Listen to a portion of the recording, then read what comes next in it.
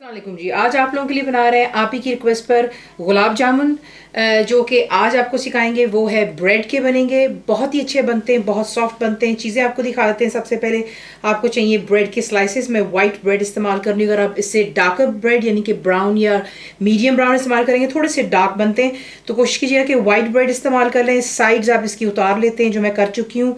साथ बीच में आपको चाहिए होगा इसके लिए दूध यानी कि मिल्क, जो सादा घर पर होता है। मिल्क पाउडर इस्तेमाल कर रहे हैं, यहाँ पर मैं नीडो का इस्तेमाल करती हूँ। देसी घी बीच में जा रहा है, दैट्स क्लेरिफाइड बटर। थोड़ा सा बीच में जाएगा बेकिंग सोडा। इससे होता है कि बड़े सॉफ्ट बनते हैं। अगर आप नहीं डालना चाहते तो इसके बगैर भी ये बन जाते हैं। जो इसका शुगर सिरप आपने बनाना यानी कि शीरा, उसमें आपको चाहिए पानी, दैट्स वाटर। शुगर यानी कि चीनी सादी जो घर की होती है। केवड़ा वाटर का एसेंस मैं इस्तेमाल कर रही हूँ। अगर आपको इसका जायका या खुशबू नहीं पसंद है तो आप इसकी जगह रोज़ वाटर भी इस्तेमाल कर सकते हैं। थोड़ा सा इलायची पाउडर डाल रहे हैं बीच में। इलायची पाउडर नहीं है तो आप साबुत इलायची भी डाल सकते हैं। गार्निशिंग के लिए आप देख सकते हैं कि मैंने बादाम और पिस्ते यानी कि आमंड्स और पिस्ताशियोस को जो है क्रश कर लिया हुआ। बिल्कुल थोड़ा सा पाउडर भी है और थोड़े से दानेदार भी है, खूबसूरत दिखता है। आपको दिखाते हैं इसको बनाना। हम इसका सिरप की तैयारी कर लेते हैं। पानी चला गया बीच में, साथ ही बीच में जाएगी जो कि आपकी चीनी है, दैट्स शुगर। बीच में जाएगा आपका एसेंस, मैं केवड़ा इस्तेमाल कर रही हूँ, इलायची पाउडर। और अब आपने इसको सबसे पहले हाई फ्लेम पर एक जोश आने देना है, यानी कि व्हेन इट स्टार्ट्स बॉइलिंग। जब बॉइलिंग पर आएगा तब हम इसको बिल्कुल लो पर रख करके तब तक को करेंगे जब तक कि चीनी कम्प्लीटली जो है डिजोल्व हो जानी चाहिए। और फिर आगे जामुन, गुलाब जामुन तैयार करने उसके लिए आपको एक बड़ा बोल चाहिए, जिसमें जो आपकी ब्रेड है आप उसे यूँ पहले तोड़ लेते हैं। ज़रा आसान हो जाता है। वैसे आप इसको सोक भी कर सकते हैं दूध में, लेकिन मैं प्रेफर करती हूँ उसको थोड़ा तोड़ लेना पहले। तो तमाम स्लाइसेस को पहले आप तोड़ लीजिएगा और प्लीज़ मेक श्योर कीजिएगा कि ब्रेड आप फ्रेश इस्तेमाल करें। अगर आपको, जैसा पाकिस्तान में तो काफ़ी जो है बनी की मिलती हैं, जो मिल्क ब्रेड होती है वो ज़रा स्वीट ब्रेड होती है, वो भी बड़ी मज़ेदार होती है। अगर आपको वो मिल जाए तो वो तो और भी आपके लिए अच्छा है।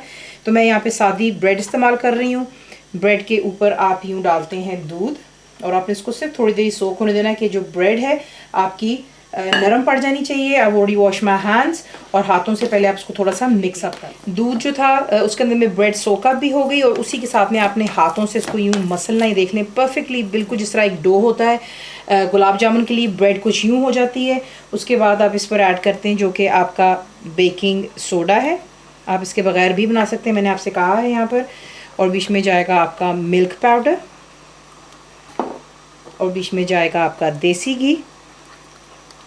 और इसे अच्छी तरह आपने जो है मिक्स कर लेने के बाद अब इसे कवर कर दें और 5 मिनट इसको दे दें थोड़ा सा रेस्ट हो जाए। चीनी कम्प्लीटली जो है यहाँ पर डिज़ोल्व हो चुकी है, कोई इसमें दाना नहीं रहा। अब आपने इसको लो फ्लेम पर रखकर 7 से 8 मिनट के लिए हल्का हल्का इसको पकते रहने देना है। जब ये थोड़ा रेस्ट कर लेगा उसके बाद आपको थोड़ा सा तेल चाहिए, यूँ अपने अपने हाथों पे लगाना। उसकी वजह ये होती है क्योंकि ये काफ़ी स्टिकी हो जाता है दूध की वजह से, मिल्क पाउडर की वजह से, और इसलिए थोड़ा तेल जो होता है इसको हेल्प करता है। उसके बाद आप एक स्पून ले लें और जितने बड़े या छोटे आपने बनाने हैं वो आपकी चॉइस पर है। ये देख लें, आपने इसको परफेक्टली जोर नहीं देना। अगर आपने इसको प्रेशर दिया ज़्यादा तो ये देख लें मैं बिल्कुल हल्के हाथों से इसको राउंड कर रही हूँ, और उसके बाद इसको आपने यूँ शेप दे देनी है। और एक प्लेट में आप इसको इकट्ठा करते चले जाएंगे, क्योंकि अगर आपने इसको ज़्यादा प्रेशर दिया तो यकीन जाने ये बहुत सख्त हो जाते हैं। तो यही इसका एक टिप है जो आपको बता दिया। हाथ आपने ग्रीस करने, जो साइज़ आपको चाहिए वो आप इस तरह यूँ करेंगे। कुछ बड़े बनाऊंगी, कुछ छोटे आपको दिखाने के लिए दोबारा आपको एक और दिखा रही हूँ।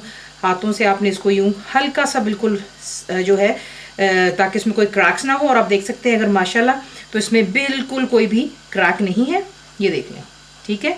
इसी के साथ में इनको गोल बना करके एक प्लेट में पहले इकट्ठा कर लें, और तेल आपने गर्म करने के लिए रख देना, जो मैं कर चुकी हूँ। तेल मैं कर चुकी हूँ गर्म। मेक श्योर कीजिएगा कि ये बॉइलिंग हॉट ना हो, लेकिन हॉट होना चाहिए, नहीं कि गर्म।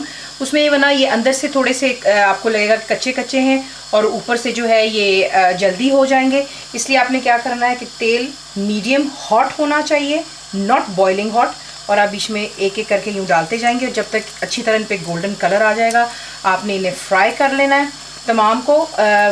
और प्लीज़ स्ट्रेट अवे चमचा मत मारिएगा, क्योंकि आपको बताया है कि ये टूट सकते हैं। तो ये किसका ख्याल रखें और इसको गोल्डन हो जाए। इसी से ये लाइट गोल्डन कलर में होते चले जाते हैं। और आपने एक प्लेट पर पेपर टिश्यू रखना है और इन्हें निकाल करके लाइट गोल्ड हो जाने पर निकाल। परफेक्टली फ्राई हो चुके हैं। टिश्यू पर रखकर मैंने इसका एक्सेसिव ऑयल जो है ड्रेन हो गया हुआ है। शीरा भी यहाँ पर तैयार है। अब आप क्या करेंगे, आप इन्हें उठाएंगे और एक एक कर आपने इन्हें जो है इसमें शुगर सिरप में डाल देना है और इसको छोड़ देना है जब तक कि ये अच्छी तरह शुगर सिरप को अब्जॉर्ब कर ले। तो ये काम पहले कर। सिर्फ जिस तरह ही ये अब्जॉर्ब करता है ये बिल्कुल सॉफ्ट हो जाते हैं। एक आधा आपको काट कर भी दिखा दिया है, आप देख सकते हैं कितना सॉफ्ट है। यहाँ पर आप इसको सर्व करें गरम या ठंडा, वो आपकी अपनी चॉइस पर है। फुल रेसिपी के लिए आप जाएंगे मेरी वेबसाइट cookWithFaiza.net पर। गार्निशिंग के लिए मैंने ऊपर थोड़ी सी चांदी का वर्क और पिस्ते और बादाम गार्निश कर दिए हुए हैं। Thank you for watching the video.